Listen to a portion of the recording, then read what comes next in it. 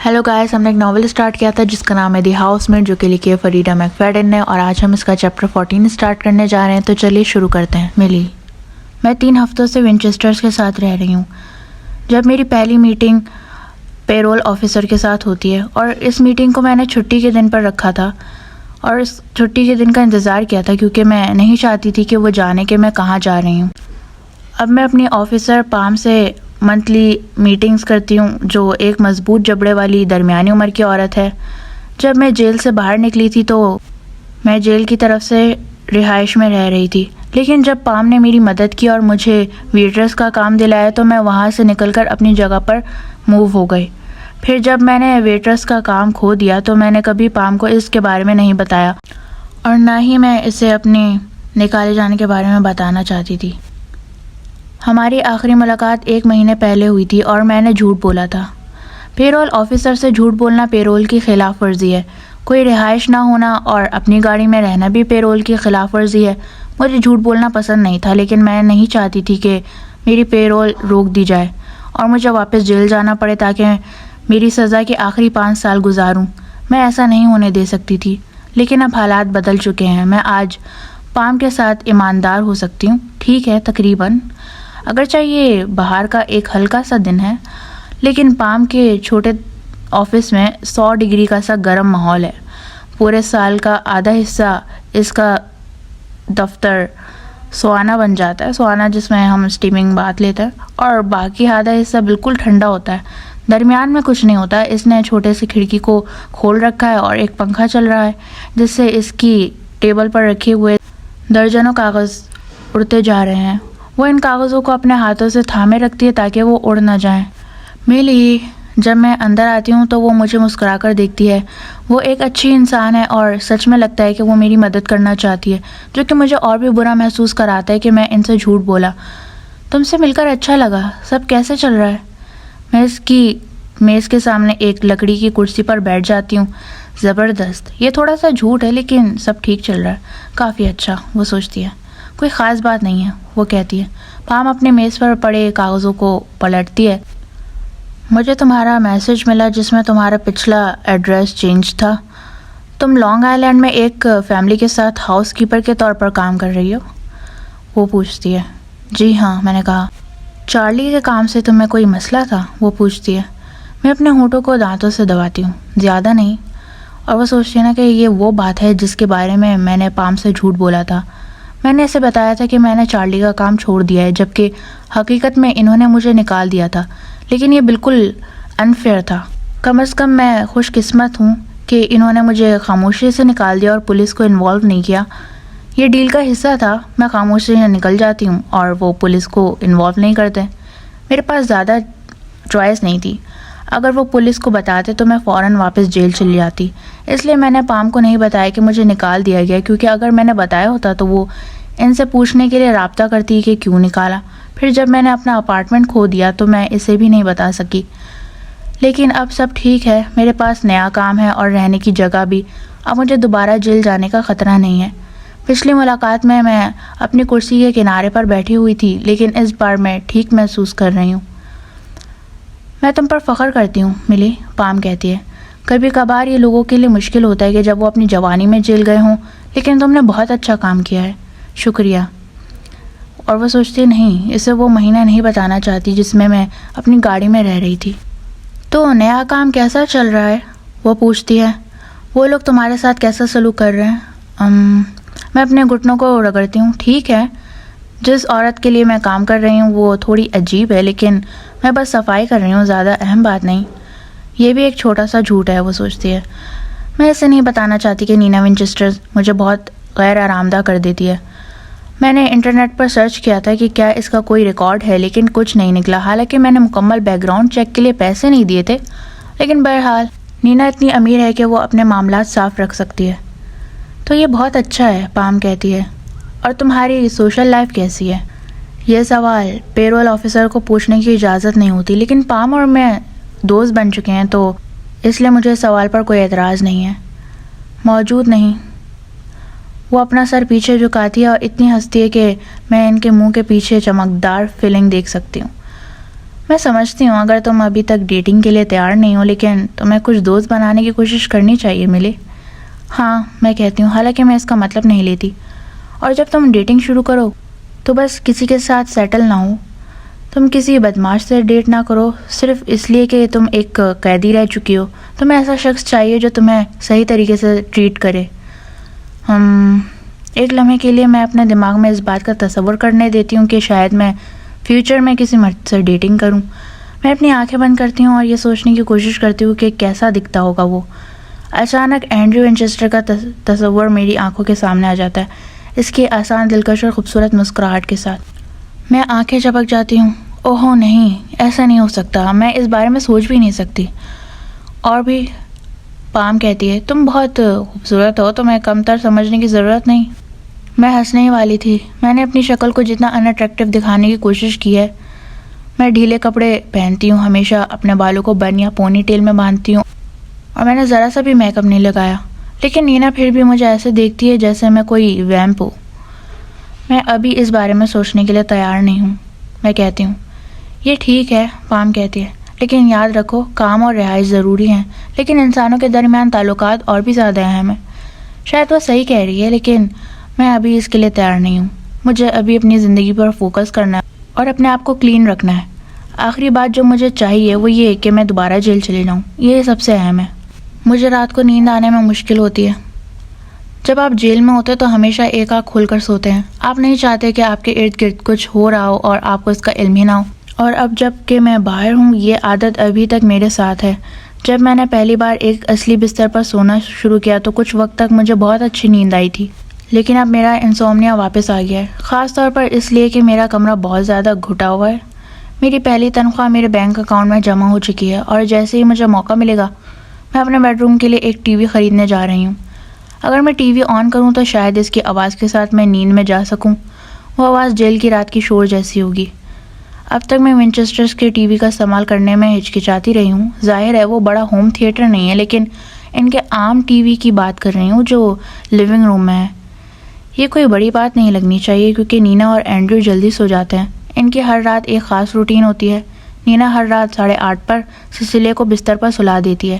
میں انہیں کہانی پڑھتے ہوئے سن سکتی ہوں، پھر وہ اسے گاتی ہے۔ ہر رات وہ ایک ہی گانا گاتی ہے، سم ویئر اوور دا رینبو، جو کہ دی وزرڈ آف اوز کا گانا ہے۔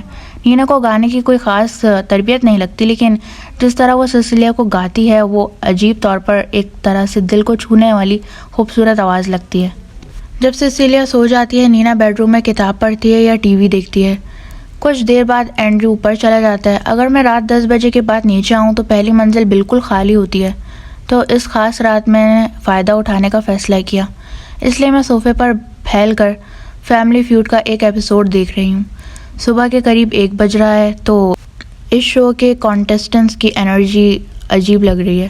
اسٹیو ہاروی ان کے ساتھ مذاق کر رہا ہے، اور باوجود اس کے کہ میں تھکی ہوئی ہوں میں ہنسی روک نہیں پاتی جب ایک کنٹیسٹنٹ اٹھ کر اپنی ٹیپ ڈانسنگ کی سکلز دکھاتا ہے۔ جب میں بچی تھی تو میں یہ شو دیکھا کرتی تھی اور ہمیشہ خود اس میں جانے کا تصور کرتی تھی۔ مجھے نہیں پتا کہ میں کس کو اپنے ساتھ بلاتی۔ میرے والدین، میں، یہ 3 ہوئے، اور کون آ سکتا تھا؟ کیا یہ فیملی فیوڈ ہے؟ میں سر اٹھا کر دیکھتی ہوں، حالانکہ یہ رات کا وقت ہے۔ اینڈریو ونچسٹر کسی طرح میرے پیچھے کھڑا ہے اور اتنی تر و تازہ ہے جتنی ٹی وی پر نظر آنے والے لوگ ہیں۔ کیا کروں؟ میں جانتی تھی کہ مجھے اپنے کمرے میں رہنا چاہیے تھا۔ اوہ، میں کہتی ہوں، میں معذرت چاہتی ہوں، میرا مقصد نہیں تھا۔ وہ بھویں اٹھاتا ہے۔ تم معذرت کیوں کر رہی ہو؟ تم بھی تو یہاں رہتی ہو، تمہیں ٹی وی دیکھنے کا پورا حق ہے۔ میں اپنے جم شارٹس میں تھی جس میں سو رہی تھی۔ میں تکیا اٹھاتی ہوں اور چھپانے کی کوشش کرتی ہوں، اور میں برا نہیں پہنی ہوں۔ میں اپنے کمرے کے لیے سیٹ خریدنے والی تھی۔ ہمارا مانیٹر استعمال کرنا ٹھیک ہے ملی، تمہیں وہاں بہت کم سگنل ملے گا اینی وے۔ اس کی آنکھوں کی سفیدی ٹی وی کی روشنی میں چمکتی ہے۔ میں ابھی تھوڑی دیر میں تمہیں تنگ نہیں کروں گا، بس میں پانی لینے جا رہا ہوں۔ میں صوفے پر بیٹھی ہوں، تکیا سینے سے پکڑے ہوئے ہوں، سوچ رہی ہوں کہ کیا مجھے اوپر جانا چاہیے۔ اب تو مجھے نیند نہیں آئے گی کیونکہ میرا دل تیز دھڑک رہا ہے۔ اس نے کہا تھا کہ وہ صرف پانی لے رہا ہے، تو شاید میں رک سکتی ہوں۔ میں اسے کچن میں جاتا دیکھتی ہوں اور پانی کا نل چلنے کی آواز سن سکتی ہوں۔ وہ واپس لیونگ روم میں آتا ہے اور پانی کا گلاس پیتا ہے۔ تب مجھے پتہ چلتا ہے کہ وہ صرف سفید انڈر شرٹ اور باکسرز پہنے ہوئے ہیں۔ کم از کم وہ بغیر شرٹ کے نہیں ہے۔ کیوں آپ نے پانی سنک سے نکالا؟ میں بغیر سوچے پوچھ لیتی ہوں۔ وہ صوفے پر میرے ساتھ بیٹھ جاتا ہے، حالانکہ میں چاہتی ہوں کہ وہ نہ بیٹھے۔ کیا مطلب؟ صوفے سے اٹھنا بدتمیزی ہوگی، اس لیے میں بس جتنا ہو سکے نیچے سے رکھ جاتی ہوں۔ مجھے آخرکار نہیں چاہیے کہ نینا ہمیں انڈر ویئرز میں ایک ساتھ صوفے پر آرام کرتے ہوئے دیکھے۔ یعنی آپ نے فریج کے پانی کے فلٹر کا استعمال کیوں نہیں کیا؟ وہ ہنستا ہے۔ مجھے نہیں پتا، میں ہمیشہ سنک سے ہی پانی لیتا ہوں۔ کیا یہ زہر ہے؟ مجھے نہیں پتا، لگتا ہے اس میں کیمیکلز ہوں گے، وہ کہتی ہے۔ وہ اپنے سیاہ بالوں میں ہاتھ پھرتا ہے تو وہ تھوڑی سے اٹھ جاتے ہیں۔ مجھے کسی وجہ سے بھوک لگ رہی ہے۔ کیا لیفٹ اوور فریج میں ہے؟ نہیں معذرت۔ وہ اپنا پیٹ رگڑتا ہے۔ کیا اگر میں سیدھا پینٹ بٹر کھاؤں تو کیا بدتمیزی ہوگی؟ پینٹ بٹر سنتے ہی میں کرنچ کرتی ہوں۔ جب تک آپ سسیلیا کے سامنے نہیں کھا رہے۔ وہ اپنا سر جھکاتا ہے۔ کیوں؟ آپ کو پتہ ہے، کیونکہ وہ مونگ پھلی سے الرجک ہے۔ اس گھر میں سسیلیا کی خطرناک مونگ پھلی کی الرجی کا زیادہ خیال نہیں رکھا جاتا۔ اور زیادہ حیرانی کی بات یہ ہے کہ اینڈریو ہنستا ہے۔ نہیں وہ نہیں ہے۔ ہاں وہ ہے، اس نے مجھے بتایا تھا کہ وہ ہے جب میں یہاں پہلی بار آئی تھی۔ مجھے لگتا ہے کہ مجھے پتا ہوتا اگر میری بیٹی کو مونگ پھلی کی الرجی ہوتی۔ وہ ہنستا ہے۔ ویسے بھی کیا تمہیں لگتا ہے کہ ہم اس کی الرجی ہوتی تو ہم پینٹری میں اتنا بڑا جار رکھے ہوتے؟ یہ بالکل وہی تھا جو میں نے سسیلیا کی الرجی کے بارے میں سوچا تھا۔ کیا وہ صرف مجھے تنگ کرنے کے لیے یہ سب کہہ رہی تھی؟ میں اسے اس حد تک نہیں سمجھوں گی۔ پھر بھی نینا نے کہا تھا کہ سسیلیا کو مونگ پھلی سے الرجی ہے۔ یہاں کیا ہو رہا ہے؟ لیکن اینڈریو نے سب سے درست بات کی، یہ کہ پینٹری میں مونگ پھلی کا ایک بڑا جار موجود ہے جو یہ ظاہر کرتا ہے کہ یہاں کسی کو بھی مونگ پھلی کی الرجی نہیں ہے۔ بلو بیریز، اینڈریو کہتا ہے۔ میں حیران ہو کر کہتی ہوں، مجھے نہیں لگتا کہ فریج میں بلو بیریز ہوں گی۔ نہیں، وہ ٹی وی کی اسکرین کی طرف اشارہ کرتا ہے جہاں فیملی فیوڈ کا دوسرا راؤنڈ چل رہا ہے۔ انہوں نے 100 لوگوں سے سوال کیا اور پوچھا کہ ایسا پھل بتاؤ جسے پورا منہ میں ڈالا جا سکے۔ ٹی وی اسکرین پر ایک کنٹسٹنٹ بلو بیریز کا جواب دیتا ہے اور وہ سب سے صحیح جواب ہوتا ہے۔ اینڈریو اپنی مٹھی باندھتا ہے۔ دیکھا، میں جانتا تھا میں اس شو پر شاندار ہوتا۔ سب سے صحیح جواب ہمیشہ آسان ہوتا ہے، میں کہتی ہوں۔ مشکل حصہ وہ ہے جو زیادہ غیر معمولی جواب ہوتا ہے۔ ٹھیک ہے ہوشیار لڑکی، وہ مسکرا کر مجھ سے کہتا ہے۔ اب بتاؤ ایسا پھل جو تم نے پورے منہ میں ڈال سکو۔ میں اپنی دھوڑی پر انگلی مار کر سوچتی ہوں۔ انگور؟ یقیناً اگلا کنٹسٹنٹ انگور جواب دیتا ہے اور وہ درست ہوتا ہے۔ میں نے اپنی بات واپس لی۔ وہ کہتا ہے، تم بھی اس میں اچھی ہو۔ ٹھیک ہے، اب اسٹرابری کے بارے میں کیا خیال ہے؟ یہ شاید اوپر ہوگا، میں کہتی ہوں۔ حالانکہ آپ نہیں چاہو گے کہ پورا اسٹرابری منہ میں ڈالو کیونکہ اس میں اسٹیم بھی ہوتی ہے۔ کنٹسٹنٹس اسٹرابری اور چیریز کا جواب دیتے ہیں لیکن آخری جواب میں پھنس جاتے ہیں۔ اینڈریو ہنستے ہوئے کہتا ہے جب ایک کنٹسٹنٹ آڑو کہتا ہے۔ آڑو؟ وہ چلاتا ہے۔ کون آڑو کو اپنے منہ میں ڈال سکتا ہے؟ تمہیں اپنا جبڑا کھولنا پڑے گا۔ میں ہنستے ہوئے کہتی ہوں، تربوز سے بہتر ہے۔ یہ شاید جواب ہے، میں کچھ بھی شرط لگا سکتا ہوں۔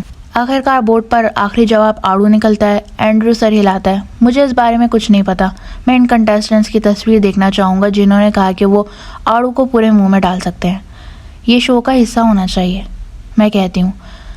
آپ کو 100 لوگوں سے سننا چاہیے اور ان کے جوابات کے پیچھے کی وجہ سمجھنی چاہیے۔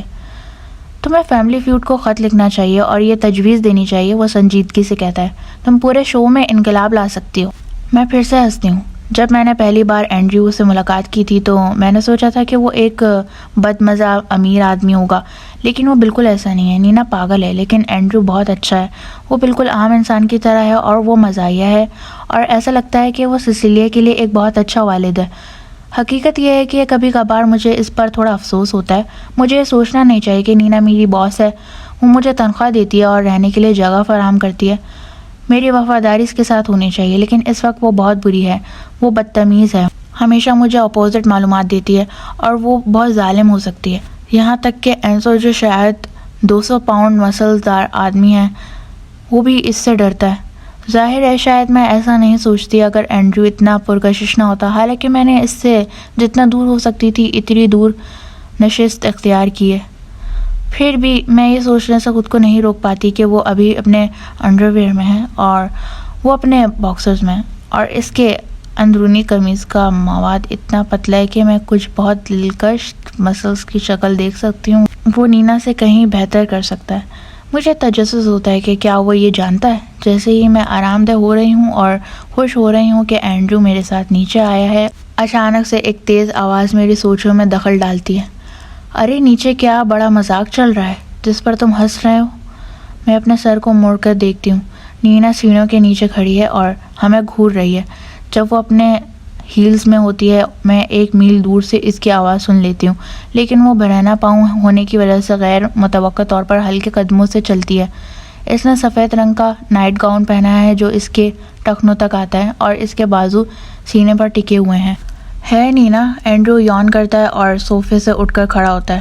تم اتنی رات کو کیوں جاگ رہی ہو؟ نینا ہمیں گھور رہی ہے. مجھے سمجھ نہیں آتا کہ اینڈریو ابھی تک پینک کیوں نہیں ہو رہا. میں تو 1 لمحے کی دوری پر ہوں کہ پینٹ میں ہی پیشاب کر دوں، لیکن وہ اس بات پر بالکل بے فکر نظر آ رہا ہے کہ اس کی بیوی نے ہمیں رات کے 1 بجے صوفے پر اکیلے دونوں انڈرویئرز میں پکڑ لیا ہے. ہم کچھ نہیں کر رہے تھے، مگر پھر بھی میں تم سے یہی سوال پوچھ سکتی ہوں. نینا جواب دیتی ہے. تم دونوں کو بہت مزہ آ رہا ہے. کیا مذاق ہے؟ اینڈریو ایک کندھا اٹھا کر کہتا ہے. میں پانی لینے نیچے آیا تھا اور ملی یہاں ٹی وی دیکھ رہی تھی. پھر فیملی فیوڈ دیکھتے ہوئے میں تھوڑا سا مشغول ہو گیا. ملی، نینا میری طرف متوجہ ہو کر کہتی ہے، تم اپنے کمرے کے لیے ٹی وی کیوں نہیں لے لیتی؟ یہ تو فیملی روم ہے. مجھے معاف کرنا، میں فوراً کہتی ہوں.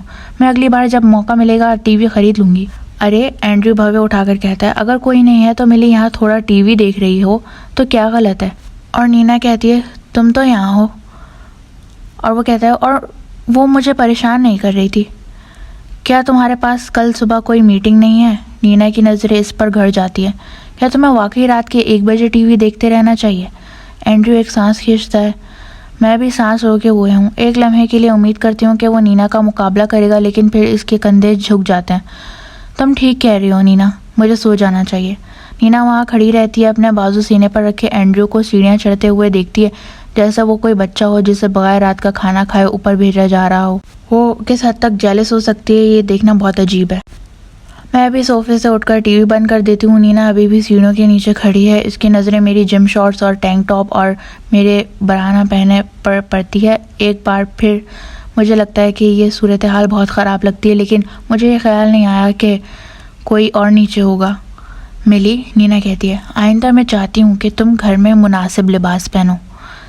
مجھے بہت معاف کرنا، میں دوسری بار کہتی ہوں. مجھے نہیں لگا تھا کہ کوئی جاگ رہا ہوگا. واقعی؟ وہ ہنستی ہے.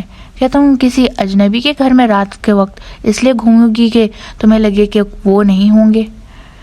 میں نہیں جانتی کہ اس کا کیا جواب دوں. یہ اجنبی کا گھر نہیں ہے، میں یہاں رہتی ہوں، حالانکہ ایٹک میں. اور میں کہتی ہوں، نہیں پلیز رات کے وقت ایٹک میں رہنا. وہ کہتی ہے، گھر کے باقی حصے کو میری فیملی کے لیے چھوڑ دو. کیا تم سمجھ گئی؟ سمجھ گئی. وہ سر ہلاتی ہے. سچ کہو تو مجھے نہیں پتا کہ ہمیں حقیقت میں نوکرانی کی ضرورت بھی ہے. شاید یہ غلطی تھی. اوہو نہیں، کیا وہ مجھے رات کے 1 بجے صرف اس لیے نکال رہی ہے کہ میں اس کے لیونگ روم میں ٹی وی دیکھ رہی تھی؟ یہ بہت برا ہے، اور نینا کی طرف سے مجھے کسی اور کام کے لیے اچھا ریکمنڈیشن ملنے کا کوئی امکان نہیں ہے. وہ ایسی شخص لگتی ہے جو ہر ممکنہ امپلائر کو بتانے کے لیے کال کرے کہ اسے مجھ سے کتنی نفرت ہے. مجھے درست کرنا ہوگا. میں اپنی ناخنوں کو ہاتھ کی ہتھیلی میں دبا لیتی ہوں. سنیں نینا، میں شروع کرتی ہوں. میرے اور اینڈریو کے درمیان کچھ نہیں تھا. وہ اپنا سر پیچھے پھینکتی ہے اور ہنستی ہے. یہ ایک عجیب آواز ہے جو ہنسی اور رونے کے درمیان کچھ ہوتی ہے. کیا تمہیں لگتا ہے کہ مجھے اس بات کی فکر ہے؟ اینڈریو اور میں سول میٹ ہیں. ہمارے درمیان بچہ ہے اور جلد ہی ایک اور بچہ بھی ہوگا. تمہیں لگتا ہے کہ میں خوفزدہ ہوں کہ میرا شوہر اپنی زندگی کو خطرے میں ڈال کر ایٹک میں رہنے والی کسی ملازمہ کے لیے سب کچھ داؤ پر لگا دے گا؟ میں نگلتی ہوں. شاید میں نے حالات کو مزید خراب کر لیا ہے. نہیں، وہ ایسا نہیں کرے گا. بالکل وہ ایسا نہیں کرے گا. وہ میری آنکھوں میں دیکھتی ہے. اور کبھی بھی یہ نہ بھولنا. میں وہاں کھڑی ہوں، یہ نہیں جانتے ہوئے کہ کیا کہوں. آخرکار وہ اپنے سر کو کافی ٹیبل کی طرف ہلاتی ہے. اس گندگی کو صاف کرو ابھی، یہ کہہ کر وہ واپس سیڑھیوں کی طرف چل پڑتی ہے. اصل میں کوئی گندگی نہیں ہے، صرف وہ پانی کا گلاس ہے جو اینڈریو نے چھوڑ دیا تھا. میرے گال شرم سے جلنے لگتے ہیں جب میں کافی ٹیبل کی طرف چلتی ہوں اور گلاس اٹھا لیتی ہوں. اوپر بیڈ روم کا دروازہ بند ہو جاتا ہے اور میں اپنے ہاتھ میں گلاس دیکھتی ہوں. میں خود کو روک نہیں پاتی اور اس گلاس کو زمین پر پھینک دیتی ہوں. یہ زبردست طریقے سے ٹوٹ جاتا ہے. شیشے کے ٹکڑے ہر طرف پھیل جاتے ہیں. میں ایک قدم پیچھے ہٹتی ہوں اور ایک ٹکڑا میرے پاؤں کے تلوے میں چھپتا ہے. واہ، یہ انتہائی بے وقوفی تھی. میں نیچے زمین پر پھیلی ہوئی گندگی کو دیکھتی ہوں. مجھے اسے صاف کرنا ہے، اور اس سے بھی زیادہ ضروری بات یہ ہے کہ مجھے جوتے ڈھونڈنے ہوں گے تاکہ میرے پاؤں میں مزید شیشے کے ٹکڑے نہ چبھیں۔ میں گہری سانس لیتی ہوں اور اپنی سانسوں کو سست کرنے کی کوشش کرتی ہوں۔ میں گلا صاف کر لوں گی اور سب کچھ ٹھیک ہو جائے گا۔ نینا کبھی نہیں جانے گی، لیکن مجھے مستقبل میں زیادہ احتیاط کرنی ہوگی۔